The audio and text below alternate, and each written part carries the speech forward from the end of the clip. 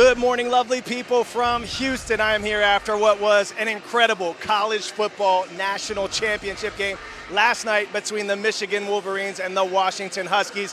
What a win for the Wolverines. Their first since 1997 and Coach Jim Harbaugh's first ever championship victory. After a busy night, I am still pumped to be here with you to start this Tuesday off right. Let's begin on Capitol Hill, where House and Senate leaders announced a spending deal for government funding for 2024.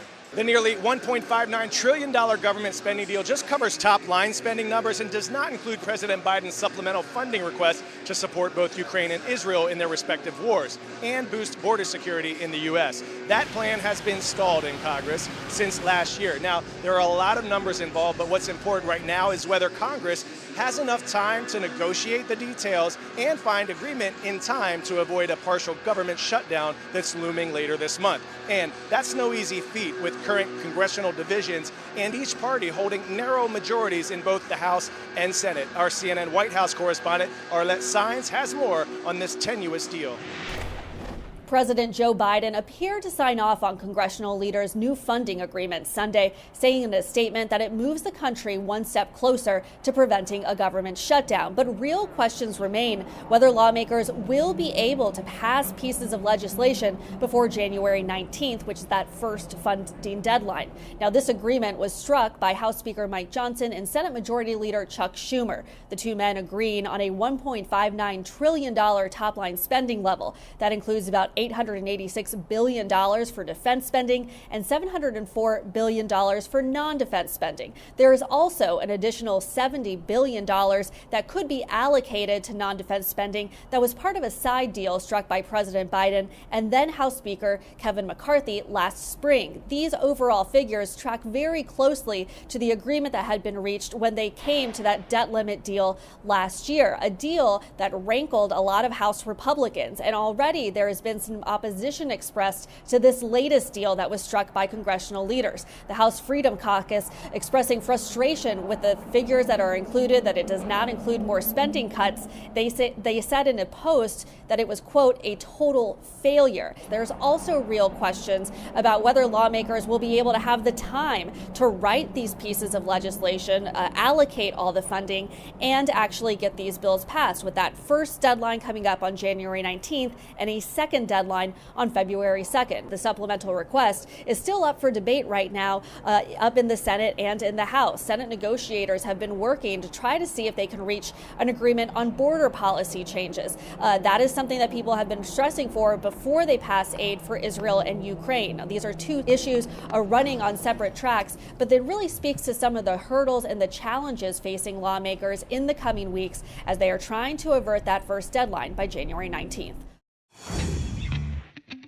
10-second trivia. Which school has the most college football national championships? Alabama, Yale, Notre Dame, or Michigan?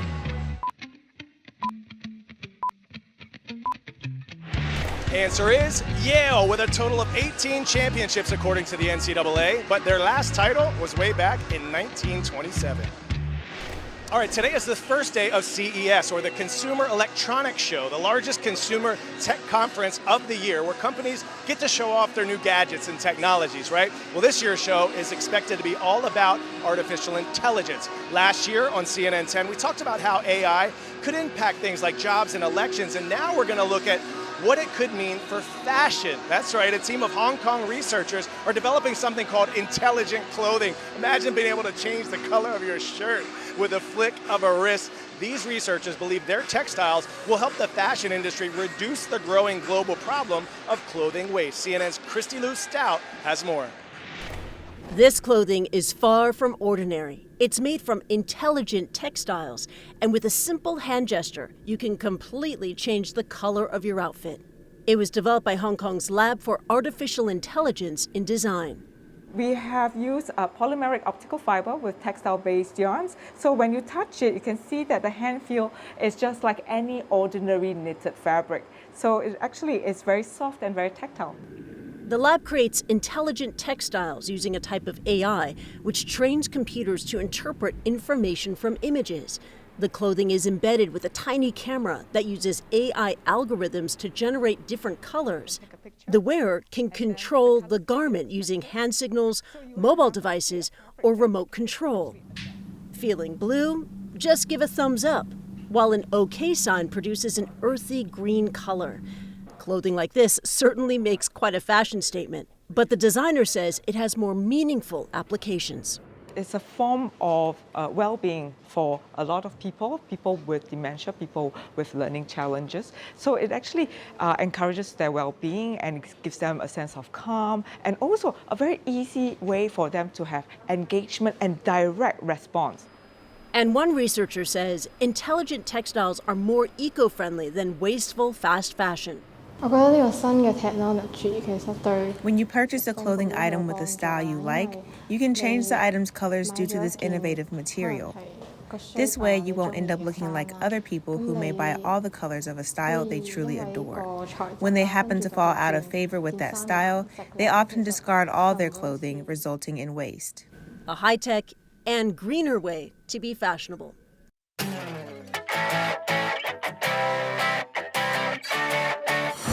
Today's story getting a 10 out of 10, a $3.99 Goodwill purchase turned into $100,000. That's what happened when one Virginia resident took a lucky trip to a thrift shop, finding a rare Italian piece of art. Desiree Montilla with CNN's affiliate WWBT has more. It's a piece that we found together. All across this shelf, This piece I found in Florida at a Palm Beach Goodwill. Jessica Vincent proudly displays her thrift store finds, a love growing as a child from her mom. She loved to go to yard sales, tag sales, thrift shops, just anywhere where you could maybe get a bargain or find something old for a good price.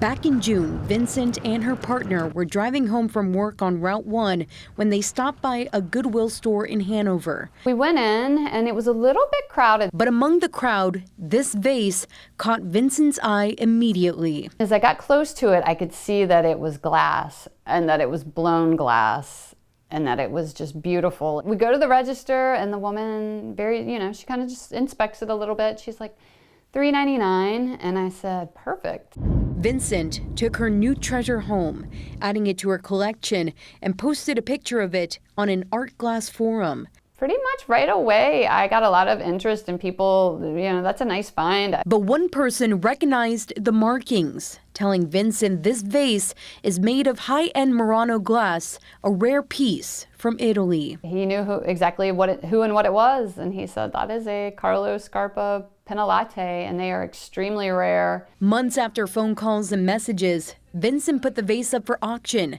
selling for more than $100,000. It's like having a winning lottery ticket and not knowing the numbers. Because I just picked up something I loved. I didn't pick it up thinking, oh, this is going to be a really expensive item. I just picked it up thinking, oh, this is going to be beautiful on my shelf. I love it. The money from this sale will help Vincent pay for renovations at the old farmhouse she recently purchased. With my partner NASA, we just started sort of a training farm, and we need more fencing, we need heat in the house. A trip to the thrift store changing Vincent's life. It's just very special. Like, I feel so fortunate. All right, we come to the end of the show. The best part of the show, though, you. This shout out goes to Puerto Rico, Mrs. Eames High School class in Baldwin School in Bayamon. We see you. And how about those Lions? Mr. Cabay's class from right here in Houston, Texas. Rise up. Now, tomorrow's hashtag Your Word Wednesday, so follow me at KoiWire on Instagram, Snapchat, TikTok. Put your unique vocabulary word in the comment section of my most recent post.